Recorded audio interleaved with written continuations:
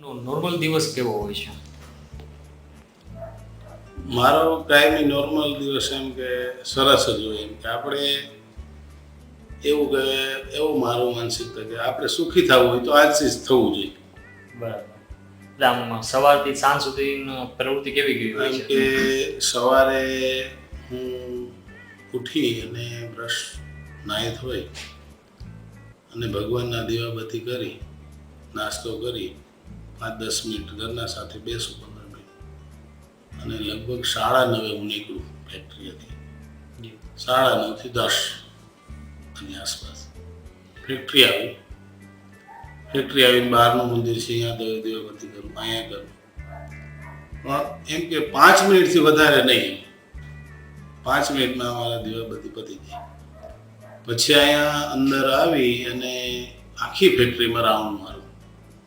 Total પ્રોડક્શનથી માંડીને દરેક વર્કરો અને બહારના પ્રિમાઇસીસની અંદર અમારે થોડુંક ઝાડપાન છે, ગાયો છે, ETP ટ્રીટમેન્ટ પ્લાન્ટ છે, આખું બધું રાઉન્ડ મારીને છેલ્લે કેન્ટીનમાં અમારા માણસો જમે છે એનું પણ હું ચેક કરી અને ઓફિસમાં આવીને બેસું અને પછી મને ચા આપે.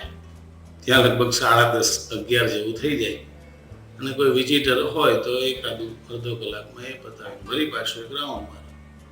આ રીતે અમારા લગભગ 5 થી 6 રાઉન્ડ લાગે અને વચ્ચે જે કોઈ વિઝિટરને મળવું હોય કે અમારા સ્ટાફ સાથે ડિસ્કશન થતું હોય તો આવું બધું થાય. અને ત્યાં અમારે 1 વાગે અને 1 વાગે એટલે અમે જમીને એકાદ રાઉન્ડ મારીને કોઈને મુલાકાત કરું તો 2:30 વાગે, 2:30 થી 3 અડધો કલાક હું રેસ્ટ કરું.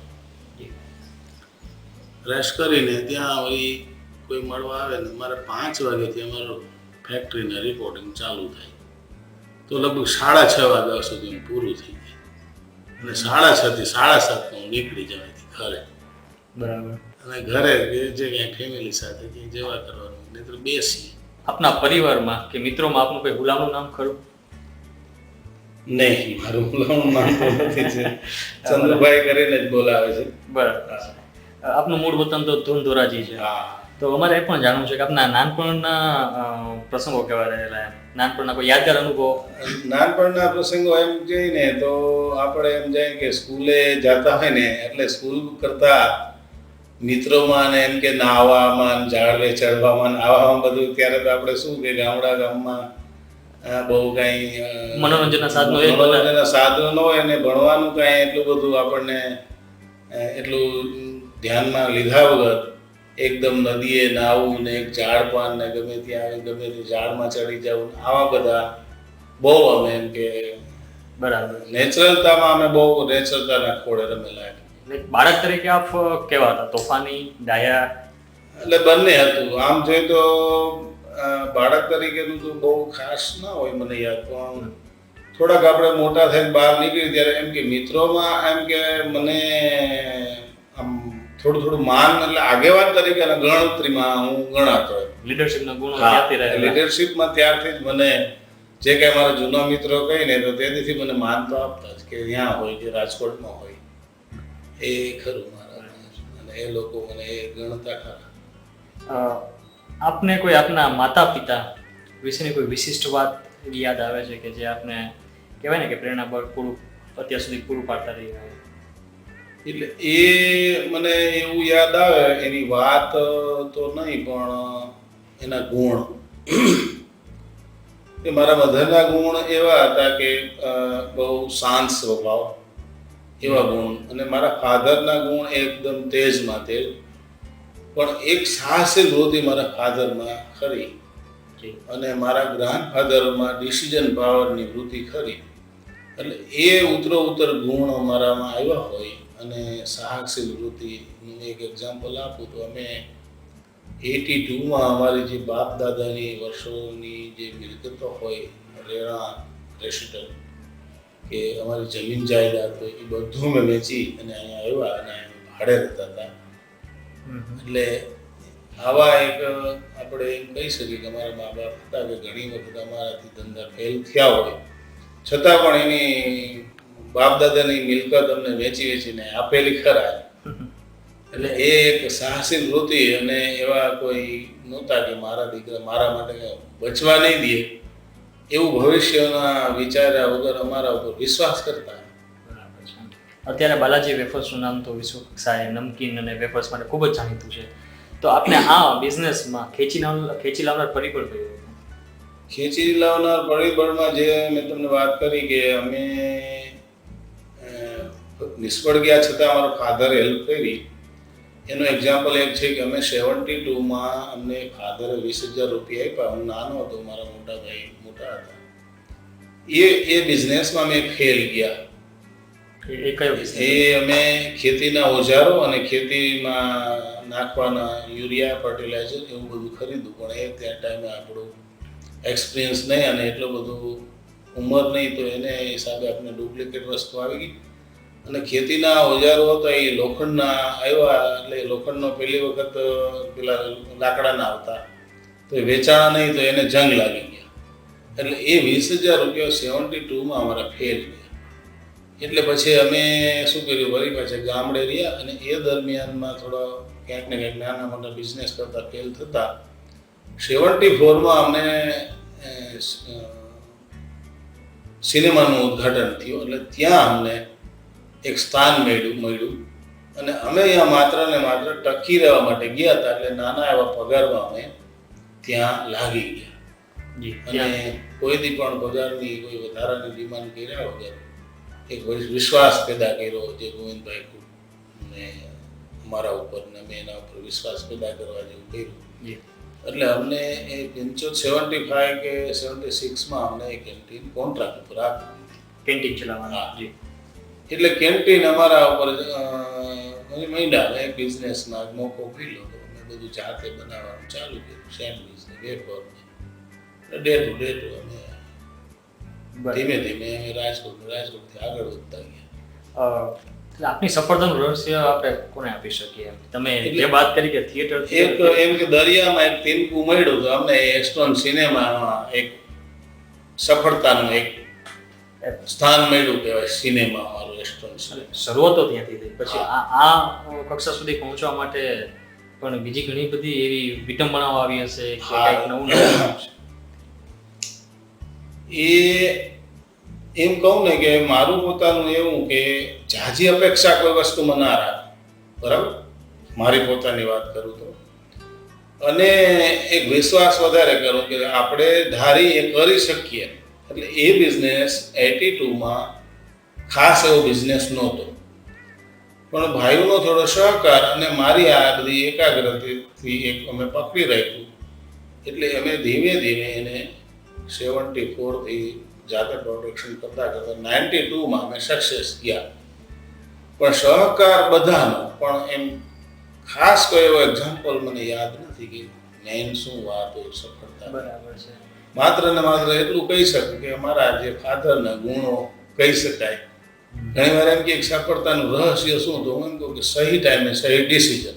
કોઈ પણ બિઝનેસ હોય છે દુબઈ, એમાં ઘણીવાર કપરી ક્ષણો આવતી હોય છે, આપણા અંગત જીવનમાં પણ આવતી હોય છે. તો આપના અંગત જીવન અને ધંધાકીય બાબતની કોઈ કપરી ક્ષણો આવેલી અને એમાં કેવી રીતના પાર ઉતરી એ વિશે મને જાણવું છે. કપરી ક્ષણો તો આવી હોય, પછી શું હોય કે તમે એને માનસિક ઉપર કેટલી લ્યો છો. કપરી ક્ષણોમાં તમે જો ભૂલાવા માંગો તો ઓછી થાય, અને એને તમે માનસિક લઈ લ્યો તો એ કપરી ક્ષણો મોટી થાય છે. તો એ સમયે આપણે ધીરજતા રાખવાની. અને પછી હું એમ કે હનુમાન ચાલીસાનું રટન કરી અને એનું ધ્યાન કેન્દ્રિત કરું છું બીજા એમ કરી અને મારા માઇન્ડને થોડુંક ધીમું પાડું છું. અને કપરી તો ઘણી બધી આવી હોય જીવનમાં અને બિઝનેસમાં, તો એ ક્ષણોને અમે ભૂલી અને આગળ વધવાના પ્રયત્ન કરી અને અમે એને વિસરી નાખી છે.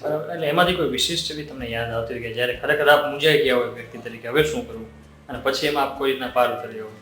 કેમ કે બિઝનેસમાં ઘણી કપરી ક્ષણો તો આવી હોય, કારણ કે પહેલાં આપણો નાનો બિઝનેસ હોય એટલે એક પણ કોઈ કોમ્પિટિશન આવે એટલે આપણું 25% કે 10% સીધું શેર ઘટી જાય, બીજો થાય તો 30થી 40% ઘટી જાય. એમ ખર્ચ વધતો જાય અને કોમ્પિટિશનમાં અમને ઘણો બધો માર પડતો. પણ એમાંથી અમે કાંઈક ને કાંઈક શીખતા કે આપણે શું કરવું જોઈએ, એટલે એમાંથી કાંઈક આપણને જાણવા મળે. એ બધું કોમ્પિટિશનમાં થી અમને એવું શીખવા મળ્યું કે આ કોમ્પિટિશનમાંથી નીકળવું હોય તો શું કરવું જોઈએ. તો કે ભાઈ સારી ક્વોલિટી બનાવવી પડે. સારી ક્વોલિટી બનાવવી હોય તો શું કરવું જોઈએ? તો કે ભાઈ સારી મશીનરી લેવી પડે. તો સારી મશીનરી લેવા ગયા તો ઉલટાને અમે વધારે ફસાઈ ગયા. 6 મહિના મશીનરી ના ચાલી. એટલે આ અમારું લગભગ 93 ની વાત છે કે બધું ફસાણા. તો ફસાણા એટલે અમે શું કર્યું કે માનસિક હિંમત ના હારી કે આપણે બિઝનેસ કરીએ છીએ તો કરોડપતિ થાય રોડપતિ થાય. આપણે તો હસતા હસતા સિંગદારિયા ખાવા પડે તો આપણે હસતા હસતા ખાવાના. આપણે કોઈ ખરાબ કામ તો કર્યું નથી. અને અમે એમાં 6 મહિના મહેનત કરી. અમુક મશીન ના ચાલ્યા તો જાતે અમુક અમારા મશીન દેશી મશીન મૂકી અને અમે એ લગભગ 6 મહિનામાં ચાલુ કર્યું. એટલે એ મશીનમાંથી અમને મુશ્કેલીઓમાંથી ઘણું બધું મશીનરીનું ટેકનોલોજીનું જાણવા મળ્યું અને એમાંથી અમને સફળતા મળી. એ મશીન અમને અઘરું પડ્યું, એનાથી અઘરા પડે નહીં એના માટે થોડું ડીપમાં જઈને બીજી મશીનરી લીધી, ત્રીજી લીધી, એમ ડે ટુ ડે આજ સુધી અમે એક મશીનરી પરચેસ કરતા જઈએ છીએ અને વધારે આજ સુવિધા અમને મળે છે અને ઇઝી આજે અમારો બિઝનેસ પોતે જ અમને આગળ લઈ જાય છે એવો સમય આવી ગયો છે. આપનો એનો રાજકોટનો જે સ્ટાફ છે એ 1100 થી 1200 જેટલો છે, વલસાડમાં 400 જેટલો છે. તો આપના સ્ટાફ સાથેના સંબંધો કેવા છે? એ ચંદુભાઈને કઈ રીતના જુએ છે? હું પોતે એમ માનું છું કે અમારો પોતાનો દીકરો હોય કે એ આપણે 20 વર્ષ સુધી એને જતન કરશું ત્યારે આપણો કમાવ થવાનો હશે તો થશે. તો આ તો આપણા તૈયાર કમાવ દીકરા છે તો એમાં તો આપણે એક્સ્ટ્રા ધ્યાન આપવું જ પડે. એટલે અમે એક વર્કરને અમારા કમાવ દીકરા તરીકે માનીએ છીએ અને એમાં પૂરેપૂરું અમે ધ્યાન આપી અને એક અમારો નાનો વર્કર અને મારા વચ્ચે ગેપિંગ નથી હોતું. હું પોતે પણ એનું ધ્યાન રાખું છું દિવસમાં અંદર જ્યારે પ્રોડક્શનમાં જાઉં ત્યારે. અને એની નાની વાત હોય કે એને ઓફિસમાં આવવું હોય તો પણ એ અંતર વગર મારી પાસે મળી અને એને એક અમારા પોતાના દીકરા તરીકેનું સોલ્યુશન આપી છે. એટલે એવું ખરું કે એમને કોઈ સમસ્યાઓ હોય તો એ આપને સીધી કહી શકે કે પછી એમને વાયા આવવું પડે? ના, અમારા નાનો વર્કર હોય એ ડાયરેક્ટર કહી શકે, એના સુપરવાઇઝરને કહી શકે, એનાથી મોટા સુપરવાઇઝરને કહી શકે, ઓફિસમાં આવીને કહી શકે છે.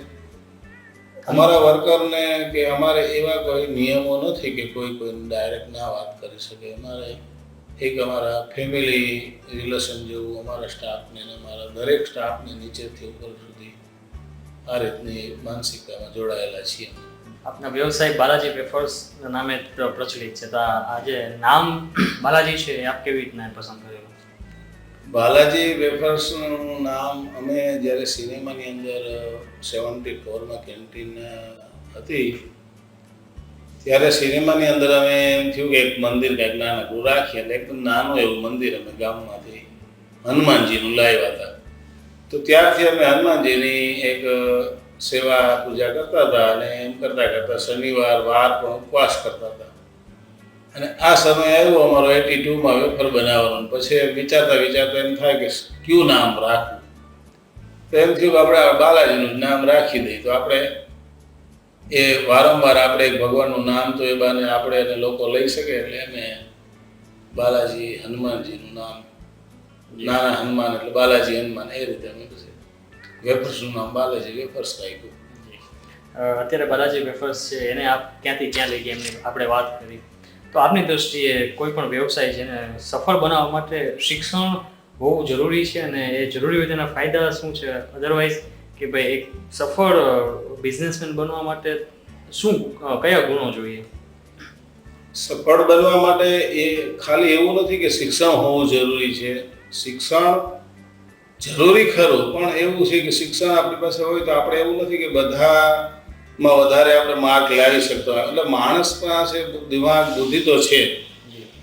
એટલે હવે એને કઈ ટાઈપથી એને બુદ્ધિનો ઉપયોગ કરી માનસિકતા કેવી હોવી જોઈએ કે ભાઈ આપણે કાંઈક કરવું છે, કાંઈક કરી બતાવવું છે, એ હેતુથી જો આપણે કાંઈક કરીએ અને કાંઈક જે પણ બિઝનેસ કરીએ એમાં એકાદ કરતાં વધારે રાખીએ અને કાંઈક અપેક્ષા ઓછી રાખીએ તો હંમેશા કોઈ પણ જગ્યાએ આપણો ઈરાદો એટલો દ્રઢ હોય તો હંમેશા સફળતા મળે જ.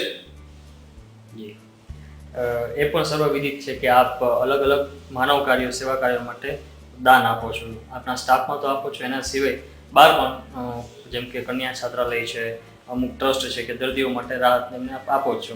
તો એ દાન આપવા પાછળની આપણી ભાવના શું હોય છે? એમ કે આપણે એવું વિચારીએ કે ભગવાને આપણને આપ્યું છે તો સમજીને આપ્યું છે.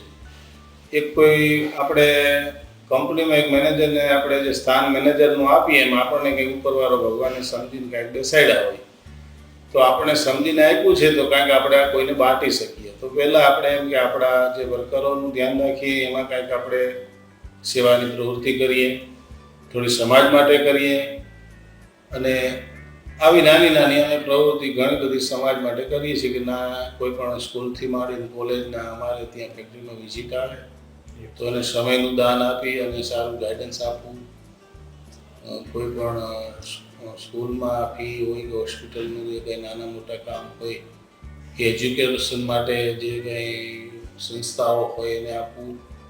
અમારા ગામ માટે સ્કૂલ કે સમાજ માટે થોડું અમે અમારું દાન ઉપયોગ કરેલો છે. એટલે ભાવના એવી જ કે જે તમે વાત કરી એમ કે ભગવાને તમને યોગ્ય જગ્યાએ બેસાડ્યા છે. હા, તો આપણે એને સમજીને કાંઈક આપણે જી આપેલું છે એનો સહી ઉપયોગ કરવો. હમણાં જ આપણે વાત કરી કે આપ શનિવાર રહેતા, હા, બરાબર છે. તો મારે ખાસ એ જાણવું છે કે આપના માટે ઉપવાસ, વ્રત, એકટાણા આ બધાનું મહત્વ શું છે? આપણે એમ કે અઠવાડિયામાં કેમ એક દિવસ રજા જોઈએ. આપણે સવારથી સાંજમાં 24 કલાકમાં એક વખત નાહવા જોઈએ. એમ પણ સફાઈ કરવી થોડી ઘણી, આપણે હોજરીમાં રેસ્ટ આપવો અને એ રીતે એ ભગવાનના નામે એક રાખીને માણસ વ્રત કરે તો બધા કરે અને એ શરીરમાં તંદુરસ્તી રહે માત્ર ને માત્ર. એનું ધાર્મિક મહત્વ કોઈ આપણા ધાર્મિક મહત્વ તો જોડેલું છે એવું હું માનું છું આપણા પુરખોએ લોકોએ. તો જેથી કરીને એ લોકો વ્રતનું પાલન કરે અને એની પોતાની શરીરની તંદુરસ્તી જળવાઈ રહે. બરાબર છે. આપને મનપસંદ એવા સ્થળો કયા છે કે ત્યાં આપને જઈને ખરેખર ખૂબ જ મજા આવતી? એટલે મને એમ કે નેચરલતા ઉપર વધારે ગમે. આપણે જે પણ જગ્યાએ આપણે નેચરલ હોય, પહાડ હોય, ઝાડ પાન હોય. એવી કોઈ વિશિષ્ટ જગ્યા? વિશિષ્ટ એટલે હું હમણાં અમેરિકા ગયો તો મને બહુ ગમ્યું. એમ કે બધું નેચરલતા વધારે હતું, જંગલ ને રણ ને બધી મોટી મોટી ગ્રાન્ડ કેન્યન એમાં બધી ખીણો હતી ને. એટલે આવું એમ કે અમેરિકા જોવા માટે ગમે એમ, ખાલી માત્ર નજરથી.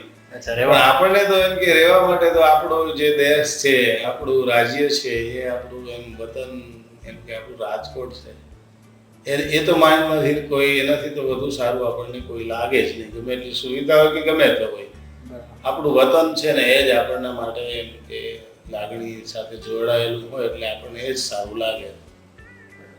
એવો પ્રશ્ન પણ થાય છે આ વાતો પરથી કે ભાઈ આટલો બધો મોટો વ્યવસાય સંભાળો છો, એટલે રોજબરોજ એવી ઘણા બધા ઇસ્યુઝ નાના મોટા આવતા જ હશે, તો માની શકાય કે ભાઈ મનને થોડી અશાંતિ તો થતી હશે, ઘણીવાર વધારે પણ થતી હોય. તો ભાઈ મનની અત્યારનો જે આખા સમાજનો એક પ્રશ્ન શાંતિ મેળવવા માટે જે આપને ખ્યાલ જ છે, તો આપ શું કરો છો મનની શાંતિ મેળવવા માટે? એટલે લગભગ મારે એવું માનું કે અશાંતિ જેવું લગભગ થતું જ નથી. શું કામે કે આપણી પાસે 100 કિલો વજન ઉપાડવાની તેવડ હોય તો આપણે 60 જ ઉપાડવાનું. આપણે તેવડ ન હોય અને જાજુ ઉપાડી નહીં, આપણે જાજુ કમાવાની દોડમાં એટલા દોડી જાય પણ આપણે ભૂલી જાય છે કે આ કમાય છે શું કામમાં? સુખી થવા માટે. પણ સુખી થવાની દોડમાં એ જાજુ દોડી જાય છે એટલે અશાંતિ આવે છે. અમે તમને શું વાત કરી કે અમારો બિઝનેસ અમને આગળ લઈ જાય છે.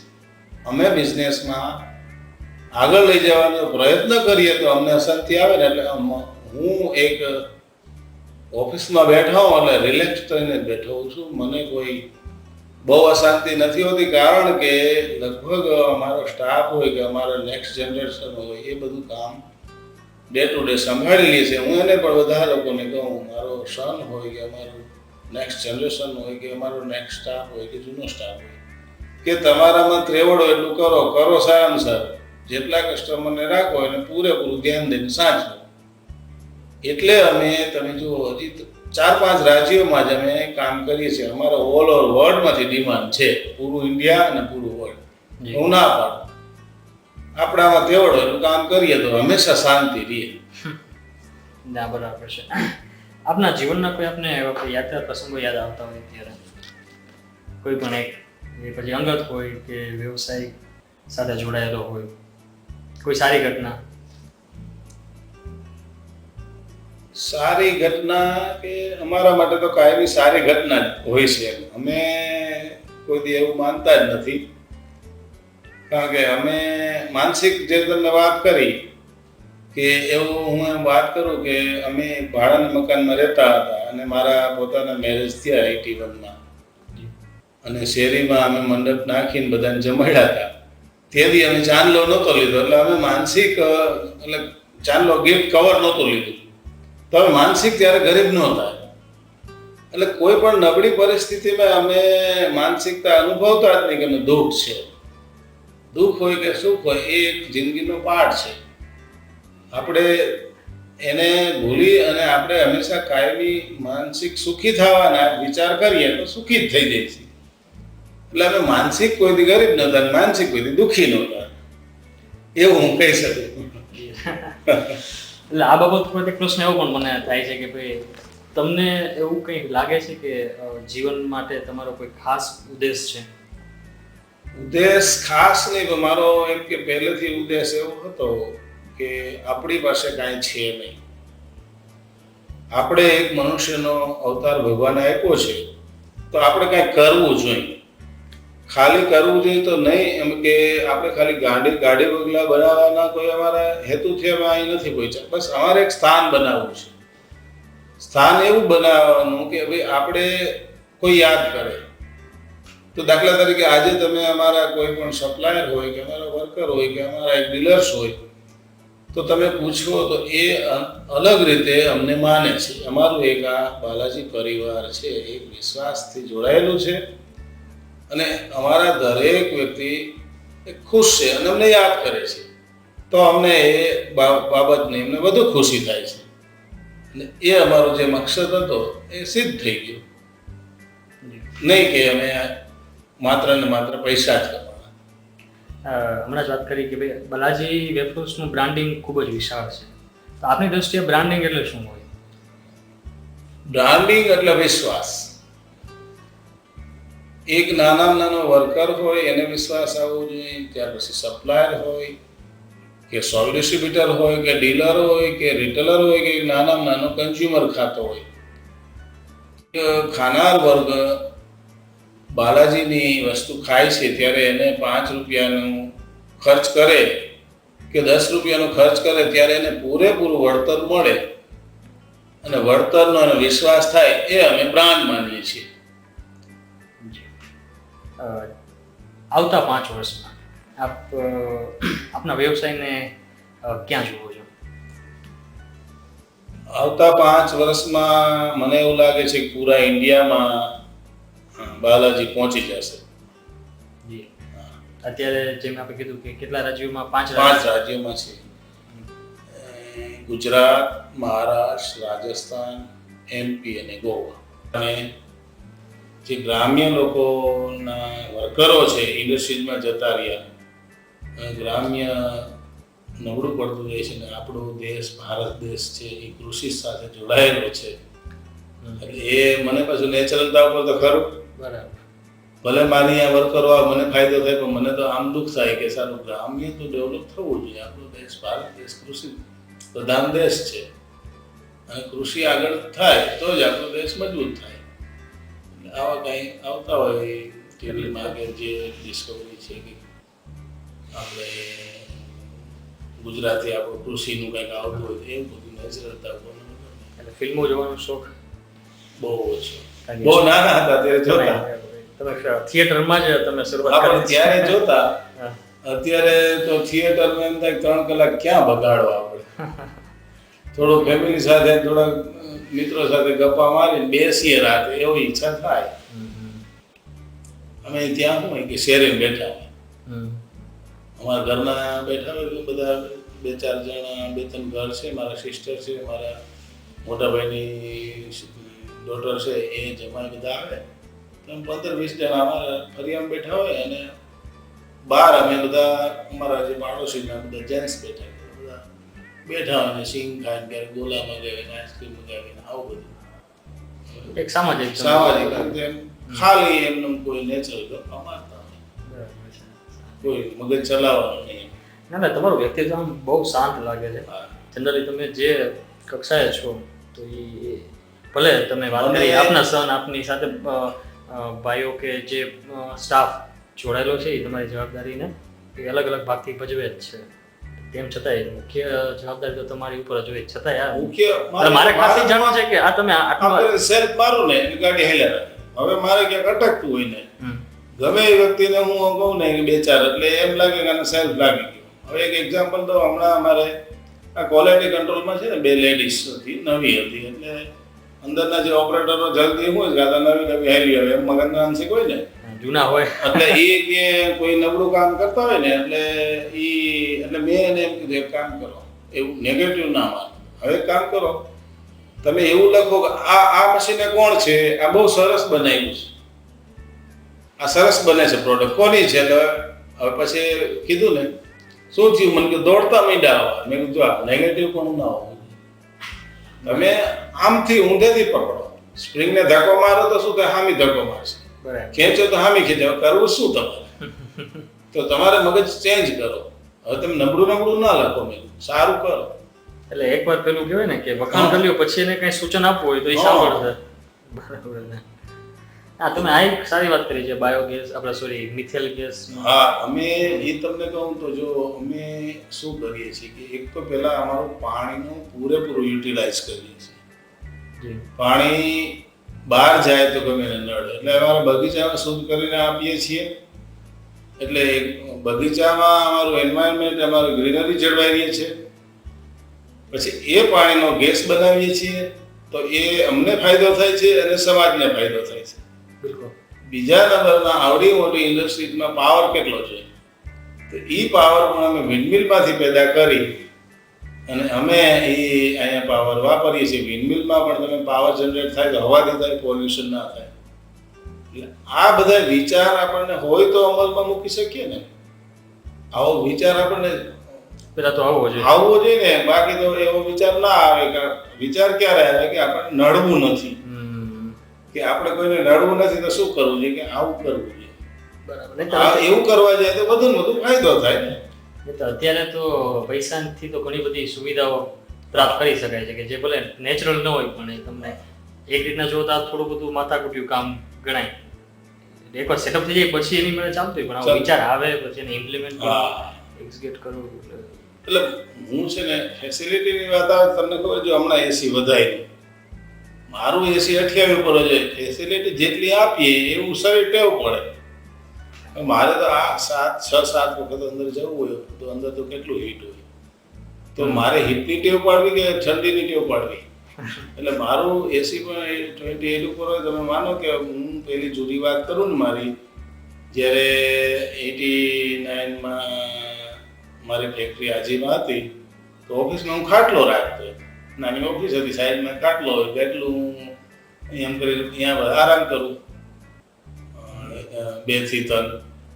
પછી એ ગાડલું ભેગું કરી દીધું હોય તો ગાડલામાંથી બિલાડી બેઠી હોય, કૂતરું અહીં મારી બાજુમાં બેઠું હોય. એક જ ઓફિસમાં મારી ઓફિસમાં બિલાડા અને કૂતરા 2 ભેગા બેસતા. હજી તમે ક્યારેય જાઓ ને હાજીમાં, તો મારી જે બેન હજી કામ કરે છે જૂની ફેક્ટરીએ, એને હજી યાદ છે કે એક બાજુ હું પહેલાં શું કરું, ઓફિસ સાફ કરતી બહાર બેસું પેપર વાંચતો અને ત્યાં મને કપ આપી જાય. એક દૂધ બિલાડીને આવે ને રોટલી અને દૂધ કૂતરાનું આવે, ત્રણેયને અમને હારે જ પીએ. એમાં શું થાય, કૂતરું વહેલું પી લે. એટલે ઘણી વખત મારે એ ધ્યાન રાખવાનું કૂતરું આમ ના જવું જોઈએ. એ મારું ધ્યાન નહોતું, વહી ગયું ને બિલાડીએ એક ઝાપટોને મારી લીધી કૂતરાને, તો મોઢામાં આમ લોહી આવી ગયા હતા. એટલે કહેવાનું એ છે કે આ તો પછી હવે શું થઈ ગયું, આપણી ફેક્ટરી બહુ મોટી થઈ ગઈ, કોઈ મોટા મળવા આવતા, એટલે એ બધું આપણે આ બધું બતાવવા માટે અને જરૂરી છે ને, જરૂરી છે. અને થોડું રાખવું પડે. સમાજની સાથે ચાલવું એ પણ જરૂરી છે, અને સમાજની સાથે અમે ચાલ્યા એટલે જ અમે પહોંચ્યા દરેક રીતે. એટલે અમે એમ કે ઘણી વખત નેચરલતાને પછી મૂકવું પડે. એટલે અંદર એસી નહોતું ટૂંકમાં, મારે ઓફિસમાં એસી નહોતું, અને સાદું એમને ઓલું ખસખસની ચટ્ટીમાં પંખો રાખી દીધો. મેં આ જાતે જ બનાવી દીધું ઠંડક એમ. અચ્છા. ખસખસની ચટ્ટી હોય ને એમાં ઓલું શું છે, બાજુમાં નળ હોય એમાંથી ચડાવી દીધી, હોલ પાડી દીધા, એટલે ટીપું ટીપું પાણી પીવા રાખે. અહીંથી આમ ઠંડી હવા. પંખો મૂકી દીધો સીલીને ઓલો સીધો. એટલે આ તો પછી આપણે એમને આગળ વધતા ગયા. બાકી હું એમ કહું ને તમને, મારો 4 કરોડનો બિઝનેસ થયો એટલે હું માનસિક એમ થઈ ગયું હતું કે આપણે કરી ચૂક્યા એમ. બરાબર. પછી તો કરી ચૂક્યા એટલે પડતું ન મૂકી દે. પછી આપણે ધ્યાન તો રાખીએ જ. આપણો એ મકસદ તો હતો કે જે કામ કરીએ એમાં એકાગ્રતા તો રાખવી જ. આજે પણ મારા 50% ઓફિસ સ્ટાફ પહેલા હું આવી જાઉં છું. તો હું કોઈ દી ઓફિસ સ્ટાફને નથી પૂછતો કે તમે કેમ આજ મોડા આવ્યા, તમે કેમ વહેલા આવી જાવ છો. હા, કામ બગડે તેથી વારો કાઢે, તેથી થોડા ધીમા શબ્દો છાતીમાં લાગે અમારું. એટલે બીએ વધારે, બીએ કે રિસ્પેક્ટ રાખે છે થયો. હું કોઈ દી ઓફિસમાં શું કામ કરે છે અંદર માણસો, કોઈ દી ચક્કર મારવા ના જાઉં. અંદર જ્યાં પ્રોડક્ટ કેવી બને છે, કારણ કે પ્રોડક્ટ મને એક આદત, એક નશો હોય છે. પ્રોડક્ટ ના બને તો હું ડાઉન થતો જાઉં, તો માનસિક ડાઉન પડું. એટલે હું એમ કહું કે આ બંધ કરી દે, નથી થતો. પ્રોડક્ટ જ્યારે મને નબળી દેખાય ત્યારે મને માનસિક ડાઉન થાય. શું કારણ કે એ આપણને એક ઓલું વ્યસન થઈ ગયું છે. એટલે એ તમારી ઓળખાણ કહેવાય હા. કે એ જ છે એ જ. ચંદુભાઈ વિરાણી એટલે બાલાજી વેફર્સ. હા, લોકો ઈ જે લેજતથી ખાય છે, તો એ તમારી આ બધી મહેનત તમે જે કહો છો એ બધા લોકો જે ખાતા હશે ને બધાને નહીં ખ્યાલ હોય. હા. આ પાછળની વાત આ છે કે ભાઈ તમે એ બરાબર છે. પણ એ એટલું લોકો કહે છે કે બાલાજી એટલે બાલાજી એમ. પછી બાલાજીની પીછે શું છે, ચંદુભાઈ છે કે નથી એ નહીં. પણ બાલાજી એટલે આગળ ઘણા, બાલાજી બ્રાન્ડ એમ કે ચંદુભાઈ કરતા આગળ ઘણી બરાબર. આગળ નીકળી ગઈ કહેવાય. એટલે તમારી વાત પરથી તો એક વાક્ય યાદ આવે છે કે કઠોર પરિશ્રમનો કોઈ વિકલ્પ નથી. હા, એ તો એ તો જરૂરી છે. આજે આપ આ સ્થાને પહોંચી ચૂક્યા છો. જેમ આપણે હમણાં વાત કરી કે ભાઈ 4 કરોડ કમાણો, અત્યારે તમને સંતોષ સંતોષ. જનરલી અત્યારે જોઈએ છે કે લોકો કેટલા જે અમુક છે એને કેટલું કમાઈ જાય છે, અને કરોડ, 2 કરોડ, 3 કરોડ, 4 કરોડ જે છે, છતાં એને એક પેલી રેસમાં જ હોય છે, વધારે કમાણી અને અશાંતિ. મેં જે તમને શું કીધું કે માણસ ભૂલી જાય છે શું કામ કરે છે. સુવા માટે પથારી કરે છે, એટલી બધી સરસ બનાવી દે છે કે સવાર પડી જાય છે, સૂઈ નથી શકતો. બિછાનો में सुबह हो जाए तो सोना कब. હમણાં આનંદ રાઠી ને મારી પાસે આવ્યા હતા, તો એ કે તમે અમે આમ કરીને ફાઇનાન્સ આપીને, ફાઇનાન્સ આપો મારે શું કરવાનું, મારે બિઝનેસ કરવાનું. તો મારો બિઝનેસ ચાલે છે, સરસ ચાલે, જો એનાથી વધારે ચાલે છે. એ લોકો 2-3 વર્ષથી ઘણા બધા ફાઇનાન્સ વાળો આવે, અમારે ચાલે છે અને ફાઇનાન્સ જરૂર પડે ત્યારે આવી અમને બેંક ફાઇનાન્સ આપે છે. બેંકનું ફાઇનાન્સ અમને ઈઝી પડે છે, પાછું તો આપી શકીએ. 2-3 વર્ષ પછી મારે ફાઇનાન્સ પાછું રિફંડ તમને કરવું હોય તો એ પાછું તમારે પાછું સ્ટેક લેવા જાય તો ઇન્ટરેસ્ટ કરતાં કંઈક ગણાવવા તમને વધારે પૈસા દેવા પડે. તમને સરળ છે ને અમારે જ વધારે એમ કે આવી ઇમેજ નથી જમાવી કે કોઈ એમ કે ઘણી વાર એમ કે ઇમેજ થાય ને આ કંપની સાથે જોડાય ટાઈપ જે કરે. હા, એ ઇમેજ અમારે નથી જોતી. એ અમારા માટે ઘણા એમ કહે કે તમે આ માર્કો લગાડો, ISI માર્કો લગાડો, 9001 તમે લ્યો. એટલે મેં કીધું અમે લઈ, મારે સર્ટિફિકેટ નથી જતું, મારે ફોલોઅપ થાય તો હું ફી આપીશ. સર્ટિફિકેટ નહીં મળે તો આપીશ. તમે મને સર્ટિફિકેટ આપી દો અને ફી લઈ જાઓ, એ મારે નહીં ચાલે. સર્ટિફિકેટ નહીં આપો અને આ સિસ્ટમ બરાબર થશે તો હું ફી આપી દઈશ. એટલે ખાલી માત્ર ને માત્ર આપણે કઈ ઇમેજ જ નથી બનાવી, રિયાલિટી બનાવી. એટલે તમારી વાત પર એવું કહે કે ઇમેજ ખરીદવી નથી. હા, ખરીદી તો નથી. તમારા કાર્યથી, પ્રોડક્ટથી જે ઇમેજ બની ચૂકી છે અને જે બની રહી છે એ જ અગત્યની છે ને. તમે જો અમે એવોર્ડ ક્યાંય નહીં મળે અમને, કારણ કે મને પણ થોડું ઘણો ખર્ચો કરવો પડે ને તો મને એમ થાય કે એવોર્ડ નથી મળ્યો, ના પાડ દે. મગજ ઉકળી જાય મારો. બધું કરે આટલું કરો એટલે તમને એવોર્ડ. મેં કીધું અમારે મફત જોતું દેવો દ્યો, અમારે એવોર્ડની જરૂર જ નથી. અમારે એવોર્ડ કરીને ગામને નથી બતાવવું અમારે એવોર્ડ મળ્યો. તમારા કસ્ટમર જે લે છે તે કાંઈ તમારો એવોર્ડ છે. કસ્ટમર જે છે તે અમારો એવોર્ડ છે. મને ઘણા એમ કે તમને કઈ એવોર્ડ મળ્યો છે, તમે એક્સપોર્ટ કરો છો. મેં કીધું અમે નથી કરતા ને કરવાનું નથી. એટલે હું આપણે એક્સપોર્ટ કરીએ એટલે સારા ગણાય? મેં કીધું ના, હું ના કરું. મને ઘણા એમ કે તમે એમ કે લેજ સાથે જોડાવ તો આમ મોટી કંપની છે. મેં કીધું ના, હું દેશીમાંથી વિદેશી થઈ ગયો. અમે દેશી છીએ બરાબર છે, એક આપણી એ જ ઇમેજ છે ને, આપણે દેશવાસી છીએ. તમારી વાત ઉપરથી ગાંધીજીની એ વાત યાદ આવે છે ને, આત્મકથામાં લખી છે કે જ્યારે ભણવા લંડન ગયા હતા, યુવાન હતા, ત્યારે ત્યાં કેવું એક રીત રસમ હતી કે ભારતથી જે ત્યાં ગયા હોય ને તો ત્યાંના લોકો એવું એક સર્ટિફિકેટ આપે, જો તમે દારૂ પીતા ન હો કે માંસ ન ખાતા હો, એટલે એ જોવે કે ના ભાઈ ખરેખર નથી ખાતો, એટલે એવું સર્ટિફિકેટ લખીને આપે કે ભાઈ આ ગાંધીજી છે એ બહુ ખાતા નથી, એટલે એ પ્રમાણપત્ર કોકને બતાવે જો મેં ખરેખર નથી ખાતું. હવે ગયા પછી એને ખબર પડી કે આ તો કે ખાય છે ને, એ આવા પ્રમાણપત્ર લઈ આવે કે તે દિવસથી મેં બંધ કર્યું કે ભાઈ મારા શબ્દો પર વિશ્વાસ ન હોય મારા માતા પિતાને, તો પછી આ પ્રમાણપત્રનું શું મહત્વ એમ. એટલે આપણે કોઈ એવોર્ડ નથી લીધી, કોઈ પ્રમાણપત્ર નથી આપણી પાસે. આપણે શું કરવા છે? આપણે એ જ પ્રમાણપત્ર, કોઈ પ્રયત્ન ના કરીએ. એટલે તમારી જે વાત છે પ્રોડક્ટ, અને પ્રોડક્ટ જે લોકો કોઈ પણ એવોર્ડ વગર જો ખરીદતા જોઈએ રેગ્યુલરલી આટલા વર્ષોથી, તો હવે એક રીતના જોવા જઈએ તો એક જે તમે કહો પ્રમાણપત્ર કે એવોર્ડ, કોઈ એવોર્ડ નહીં, પ્રમાણપત્ર નહીં, કોઈ સ્કીમ નહીં. હા, જે આપણે વેચાણના કોઈ પ્રયત્ન નહીં. સીધા તમે મારા ડીલરને મળો તો એમ ના કે તમને કોઈ ટાર્ગેટ આપ્યો. અમારા માર્કેટિંગ પર્સનને એમ કહો ને તો સેલ શબ્દ ડિક્શનરીમાંથી કાઢી નાખો, સેલ તમે કરતા જ નથી. હમણાં હું મહારાષ્ટ્ર મુંબઈ ગયો એટલે બધા રિપોર્ટિંગ કરતા હતા, એમાં એક મને કોઈ સારો લાગ્યો માર્કેટિંગ વાળો નવો. મેં કીધું આ છે એક્સપિરિયન્સ વાળો, ક્યાંક ને ક્યાંક નોકરી કરીને આવ્યો હશે. મેં એને પૂછ્યું, મેં કીધું આપ કहाँ थे पहले? तो ये मैं हल्दीराम में था, पार्ले में था. એટલે મેં કીધું બાલાજી અને એમાં શું ડિફરન્સ છે? કે અમને ટાર્ગેટ મળતા હતા, અમને માનસિક પ્રેશર હતો, એ આ નથી. તો મેં તમને જેમ કીધું કે જે અમારી સાથે જોડાયેલો એ આમ ઇઝી મોમેન્ટમાં હોવો જોઈએ. ખાલી માત્ર ને માત્ર પેશન્સથી કામ કરે, ફ્રીથી કામ કરે અને સારું કરે બીજા કરતા. તમે અમારા ડીલર ગમે તે જાઓ અને એ જ જગ્યાએ બીજા કોઈ પણ ડીલર હોય, ભલે વેફર્સના નહીં તો બિસ્કિટ હોય, યા તો સોફ્ટ ડ્રિંક હોય, યા તો પાણી હોય કે ચોકલેટ હોય, પણ 4-5 કંપનીના કામ લઈને બેઠા હશે અને અમારો ડીલર અમારું એક જ કામ કરતો હશે, શાંતિથી પૈસા એને જોઈએ એટલે કમાતો હશે, અને ઓલો દુઃખી થાય. ઓલો એક કંપની વાળો આમ કહે, બીજી કંપની આમ ભોકો મારે, તો મેં કીધું તો અશાંતિ કહેવાય. એટલે અમારો ડીલર છે એ માત્ર ને માત્ર એક જ હશે, બાકીના ડીલર 2-4 વસ્તુ લઈને બેઠા હશે. શું કામ?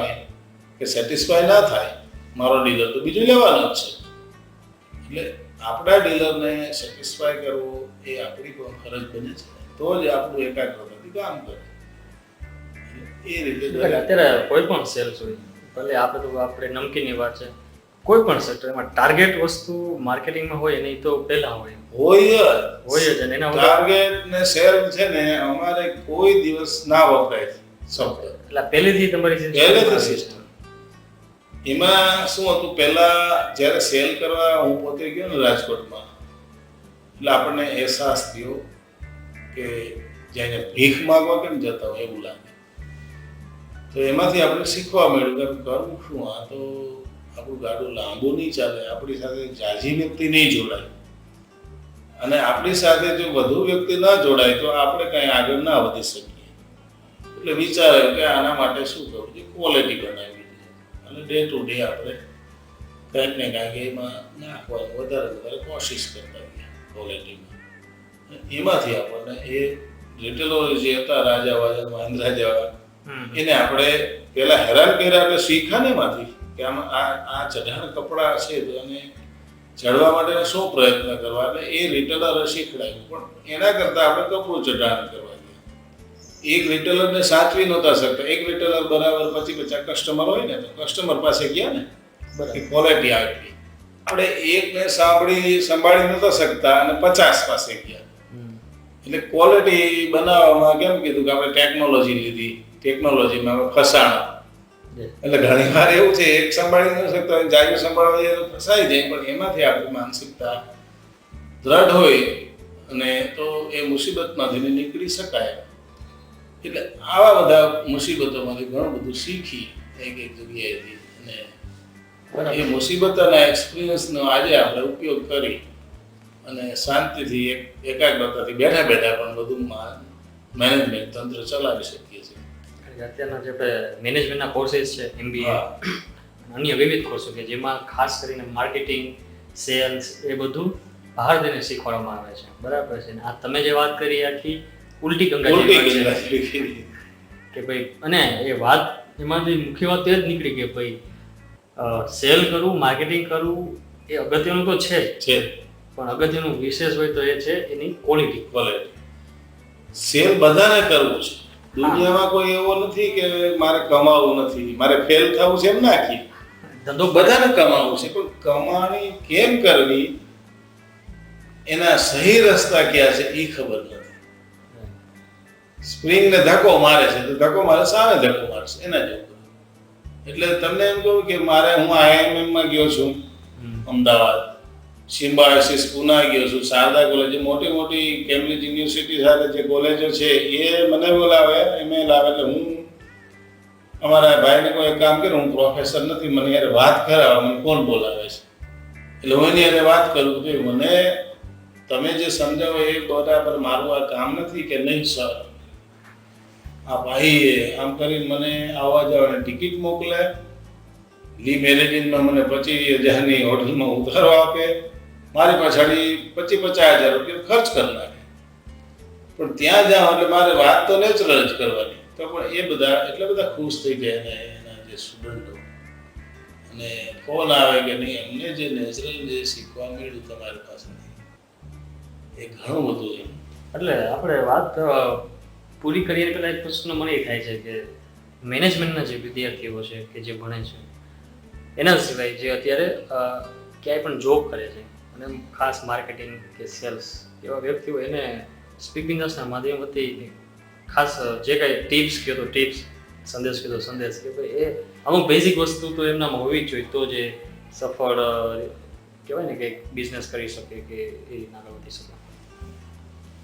દરેક લોકોને એ કહેવાનું કે આપણને ભગવાને એક મનુષ્યનો અવતાર આપ્યો છે, તો આપણે માનસિકતા એવી હોવી જોઈએ કે આપણે આજે સુખી છીએ અને આપણે કાંઈક એવી માનસિકતા હોવી જોઈએ કે કાંઈક આપણે આપણા ઘર માટે, આપણા કુટુંબ માટે, સમાજ માટે, દેશ માટે કાંઈક કરી બતાવવું છે ને કાંઈક આપણે પહેચાન બનાવવી છે.